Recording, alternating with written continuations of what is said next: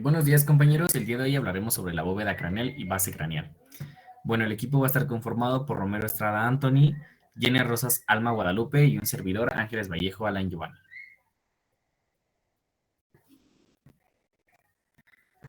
Empecemos por saber qué es la bóveda craneal. Bueno, en sus generalidades, la bóveda craneal es una estructura ósea que tiene como principal función dar sostén y protección al cerebro.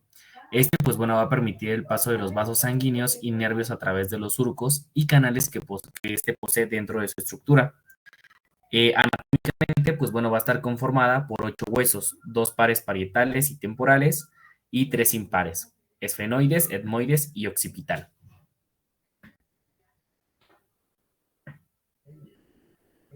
Bueno, yo les voy a hablar un poco de esta estructura y cómo, bueno, ahora sí osificando a lo largo del tiempo. Para comenzar, el mesequemia, que va a dar lugar a la bóveda del neurocráneo, aparece alrededor del día 30, lo que conocemos como la meningia primitiva. ¿Qué es la meningia primitiva? Bueno, va a ser mesequemia que va ahora sí rodar alrededor del tubo del neuro, del neuro, de la neurocapa externa, que se va a engrosar y se va a constituir o va a constituir lo que se conoce como la dura madre. ¿Qué quiere decir el mesenquimia? Bueno, el mesenquimia es un tejido primitivo mesodérmico, el cual van a estar o van a derivar la mayor parte de los organismos. Este tiende a ser como laxo, viscoso y rico en colágenos y en fibroblastos. Este también puede ser o se cataloga como el tejido conjuntivo embrionario, que va a formar lo que es la mayor parte del mesodermo, el cual derivan los diferentes tejidos conectivos y musculares. El mesodermo va a ser una de las 3 capas de las capas celulares que va a construir el embrión. Bueno, como ya les di, esta introducción se va a ver compuesta de estas 2 capas, una endomeningia, que va a estar o va a dar lo que es a la cresta neural, y una ectomeningia de origen mixto del mesodermo paraxia y de las células de la cresta neural. La endomeningia forma de las 2 leptomeninges que cubren el encéfalo, que es lo que mencionaba, la pia madre y el aracnoides, mientras que la ectomeningia se diferencia en una capa interna, lo que es la dura madre, que va a cubrir el encéfalo y va a permanecer sin osificar, mientras que la membrana superficial, que se va a encontrar con propiedades condrogénicas y osteogénicas, va a recurrir a medida de la formación ósea de la intramembranosa que forma la bóveda craneana, mientras que la ectomeningia, que forma el piso del encéfalo, se va a codificar al formar un condrocráneo más tarde, que igual de la misma manera se va a osificar.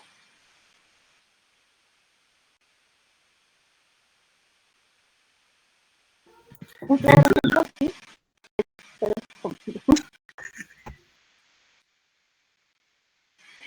dentro de este esquema podemos ver eso que ahorita les lo explica más a fondo el compañero, los huesos derivados de mesodérmicamente, que va a ser el frontal y el parental, esfenoides, perpetuo y occipital, y los de la mesenquimia de la cresta neural, que va a ser la parte frontal, por así decirlo, de los huesos lagrimales nasal, la escama temporal, el cigomático, el etimoides y el vómer.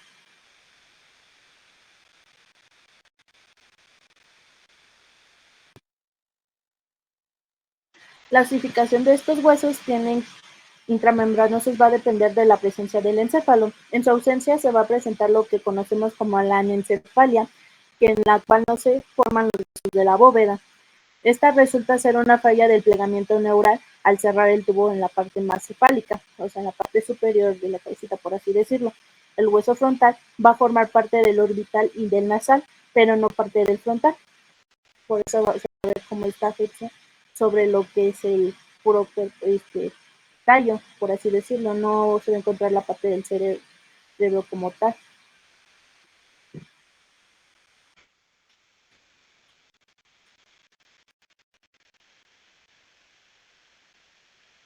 Ok, ahora hablaremos de las suturas. Luego de que se forman los centros de osificación primarios, el hueso trabecular y la osificación del borde periférico, estos se extienden hacia afuera hasta que los límites de los huesos adyacentes se encuentran en su forma de suturas.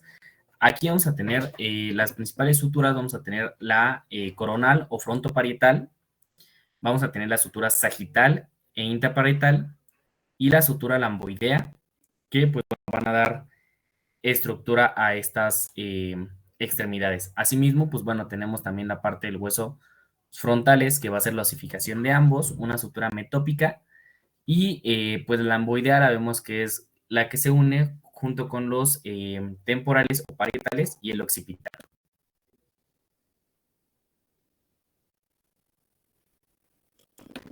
Las suturas principalmente van a tener una clasificación, una variante. Vamos a tener una sutura principal que va a ser de tipo fibrosa y una variante de dentada.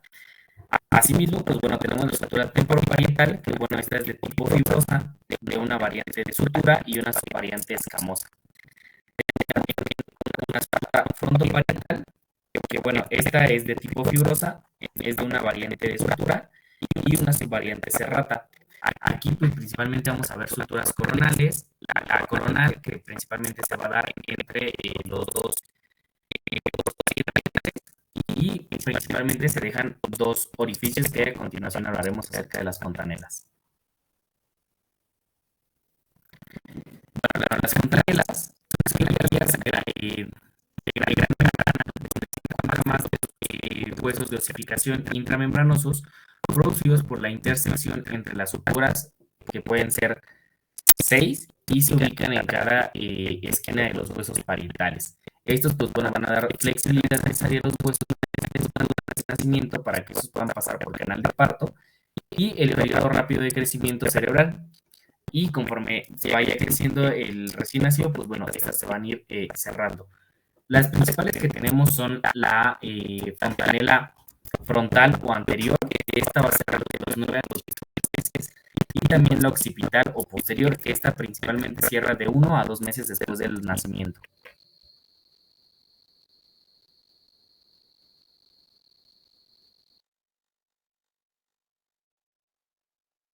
Bueno, ahora les vamos a hablar sobre los como se menciona, una superficie ondulada y ósea asociada a los tejidos blandos. Se va a marcar el límite inferior de la bóveda craneal. Va a poseer múltiples vías de comunicación entre la superficie intracraneal y extracraneal.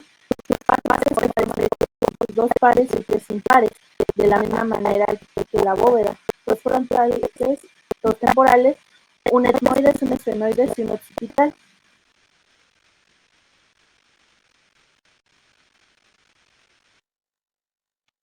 La base craneal, como se menciona más bien, presenta dos superficies, una endocraneana que va a ser de tipo interna, que tendrá contacto con el cerebro, con pares craneales, vasos sanguíneos y otras estructuras, y una extracraneana que va a estar en contacto, va a encontrar contacto con los tejidos blandos que continúan en el cuello.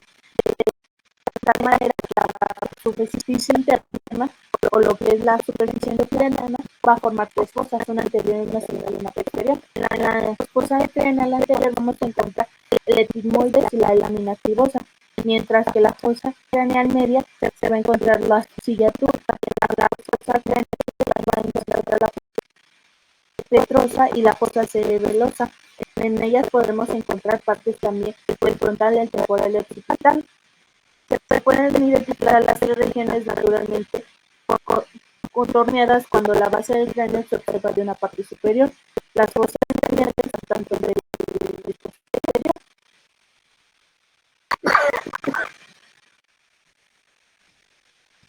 Bueno, en cuanto a la base craneal, esta consta de fosas craneales y de igual forma huesos. En cuanto a la fosa craneal anterior, tenemos en el límite inferior la unión de la vertical con la central del hueso frontal. Y en el límite posterior tenemos, en cuanto a lo central, el canal quiasmático y lateral el borde libre del ala menor del esfenoides, que es donde se dan los procesos clinoideos anteriores. Posteriormente pasamos a la fosa craneal media, que en el límite anterior tiene un central y un lateral, en el cual pues pasan los canales quiasmáticos y el borde libre del ala menor también de los esfenoides. En el límite posterior tenemos de igual forma una central y una lateral, pero en esta central va a pasar una lámina cuadrilátera del esfenoides. En la lateral, pues el borde va a estar en una lámina superior de la posición en la fosa craneal posterior tenemos un límite anterior y uno posterior. En cuanto al central, tenemos del límite anterior tenemos una lámina cuadrilátera del esfenoides y en la lateral, pues un borde superior de la porción petrosa del. De igual forma son procesos clinoides posteriores. En el límite posterior tenemos un central, que es una protuberancia occipital interna, y en la lateral, pues un canal del seno transverso. En cuanto a los huesos, tenemos el hueso frontal, que está en la cara superior de la lámina horizontal, que es orbitaria. Tenemos un hueso etmoidal en la cara superior de la lámina horizontal, que es la cribosa, porción superior de la lámina vertical del etmoides, y un hueso esfenoidal en la cara superior de la lámina del esfenoides. También tenemos un hueso esfenoidal en la cara superior y laterales del cuerpo del esfenoides, y también en la cara superior del ala mayor del esfenoides. Tenemos un hueso temporal en la cara medial de la escama del hueso temporal y la cara anterior superior de la porción petrosa del temporal. Tenemos hueso temporal, que está situado en la cara posterior de la porción petrosa temporal, y un hueso occipital, que está situado en la cara superior del proceso basilar del occipital, y otra en la cara anterior de la escama del hueso occipital. Posteriormente, los huesos de la base del cráneo, pues la cara interna de la base del cráneo presenta tres grandes depresiones situadas en diferentes niveles. Las fosas craneales anterior, media y posterior, que configuran el piso de la forma de la cavidad craneal. En este espacio, el neurocráneo está ocupado por el cerebro. La fosa craneal anterior ocupa el nivel más elevado, el posterior el más bajo. En cuanto a los huesos que tenemos en esta zona de la base craneal, tenemos el foramen ciego, la crista galide-etmoides, forámenes etmoides que serían anterior y posterior. Tenemos una porción orbitaria del hueso frontal, limbo del esfenoides, surco prequiasmático, un tubérculo de silla, alamen mayor del esfenoides, fosa hipoficiaria. Tenemos un proceso clinoides posterior, dorso de la silla, tenemos un foramen rasgado, un clivos.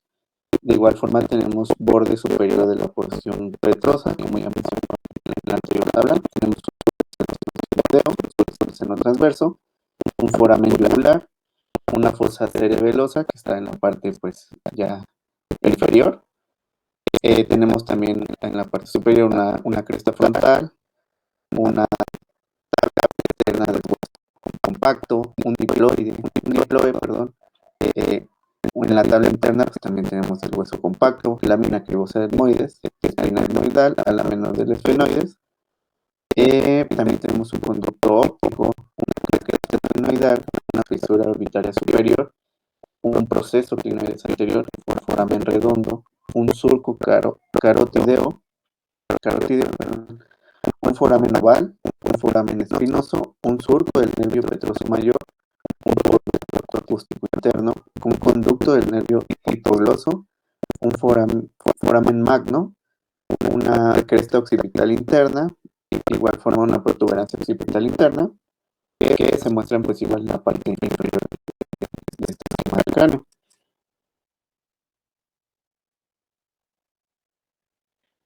En cuanto a la base del cráneo, pues aquí tenemos otro esquemita también donde nos presentan pues la fosa craneal anterior, que es la parte roja.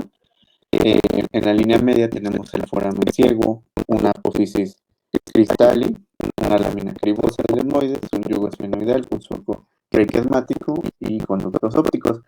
De igual forma, todos estas divisiones son las que forman los huesos que mencioné anteriormente, que están en la base de fosa craneal anterior, en la fosa craneal media, que sería la parte de amarillo, y en la fosa craneal posterior, que sería pues, la parte verde.